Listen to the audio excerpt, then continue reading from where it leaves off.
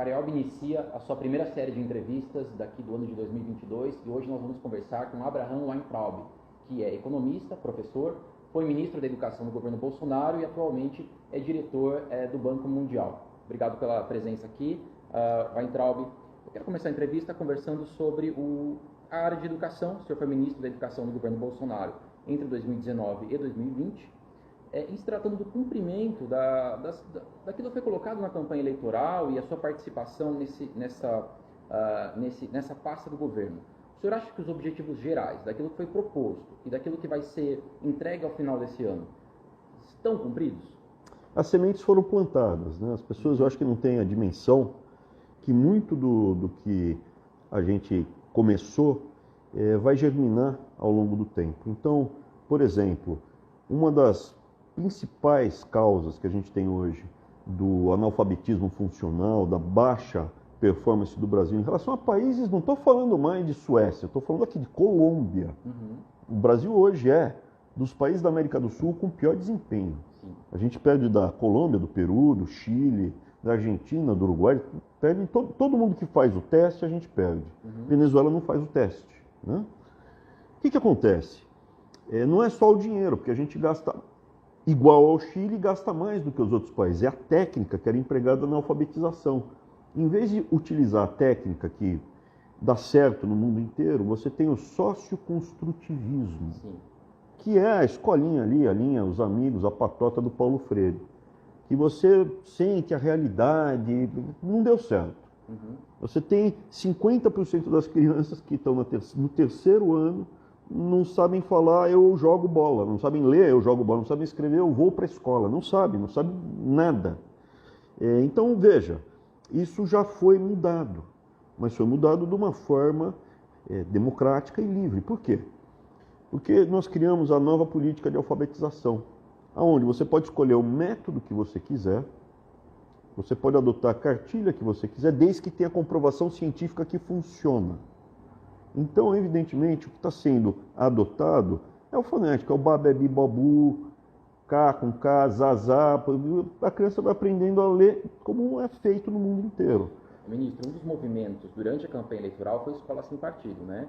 Que é um conjunto de ideias em relação ao que acontece, o que alega-se, né? Que ocorre em sala de aula, professores que pudessem fazer militância, o currículo nacional.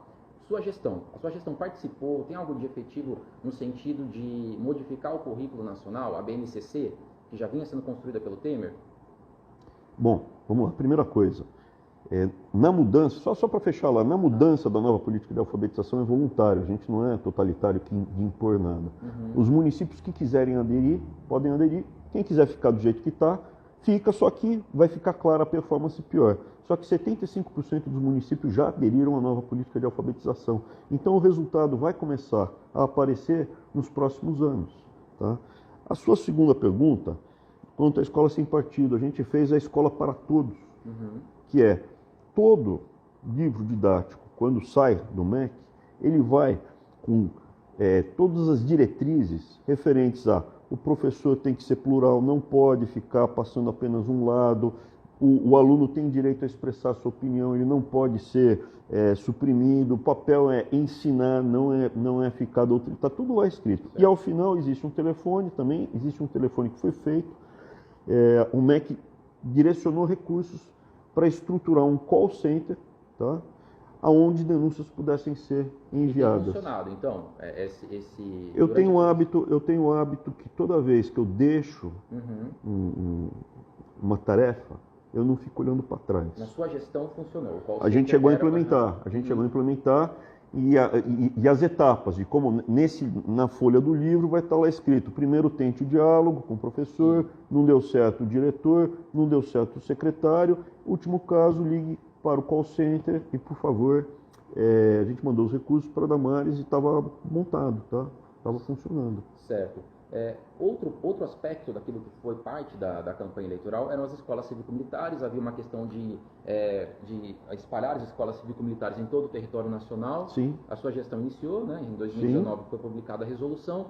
Explica um pouco para a gente, porque a Americana foi inserida agora no programa federal. Perfeito. Quais são os objetivos e quais são os resultados que se tem preliminares?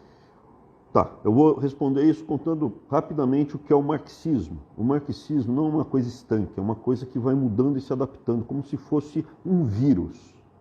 Então vem a primeira cepa, a segunda cepa, a terceira cepa. A primeira onda qual foi? Foi a do marxismo stalinista, revolução proletariada, onde os proletários organizados em sindicatos pegavam em armas para derrubar os patrões do poder. Isso acabou. Tá? Porque eles descobriram que o proletário, que é quem tem a prole dele, quem tem filho, quer um ambiente estável, quer ter casa, quer ter carro, quer ter uma boa educação, quer tomar sua cervejinha, quer ver televisão, quer que os seus filhos progridam na vida, quer o bem dos seus vizinhos. Depois veio Gramsci, um italiano que falou, não vai dar certo a revolução, vamos tomar as escolas, os jornais, a cultura e gradualmente a gente vai passando os nossos valores e desconstruindo os valores do mundo ocidental. Sim.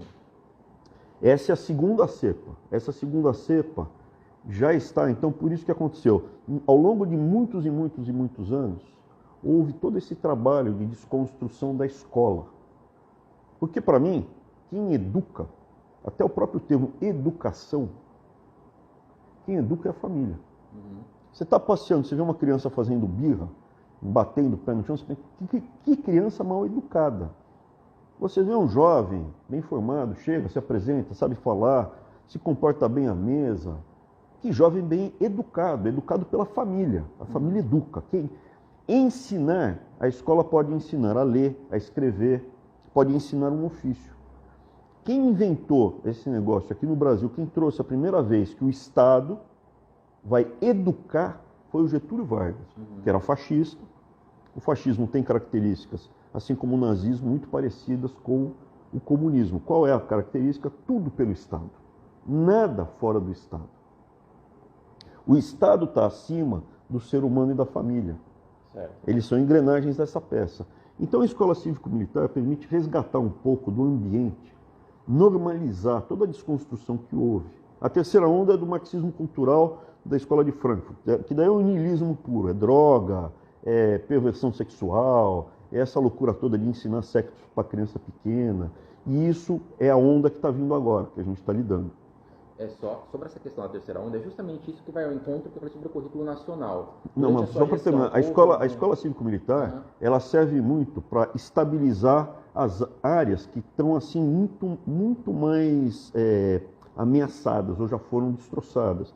A terceira onda do marxismo cultural, a escola de Frankfurt, é 100% a favor da droga. Eles são nihilistas, então não é mais o proletariado, é o lumpenproletariado, é o drogado, é o traficante, isso está escrito, não é papo furado.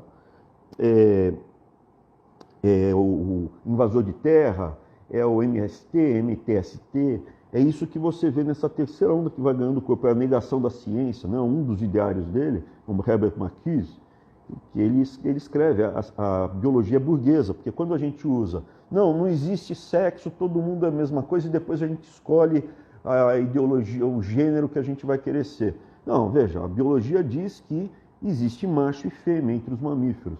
A resposta deles, a biologia é opressora.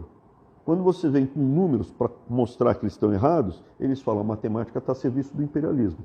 Então a ciência é burguesa.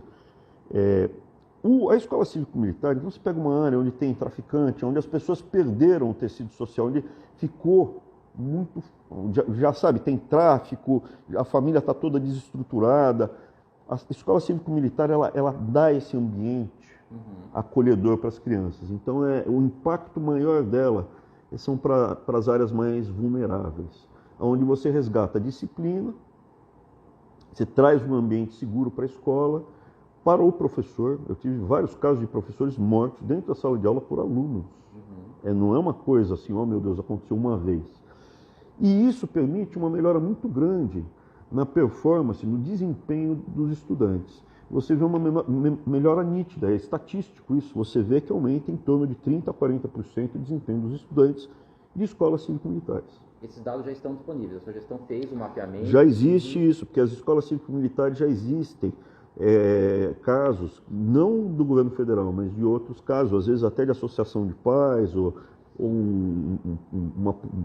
uma polícia determinada em algum estado. Então já existe e a performance é muito clara, muito objetiva. Então o senhor vê na escola cívico-militar uma forma de se contrapor aquilo que vinha como política educacional anterior. Eu acho que a expansão do programa ela é válida. Não, válido não. Mais do que está proposto. A escola cívico-militar é a minha menina dos olhos. E não veio para São Paulo antes porque o governador não quis. Falou não.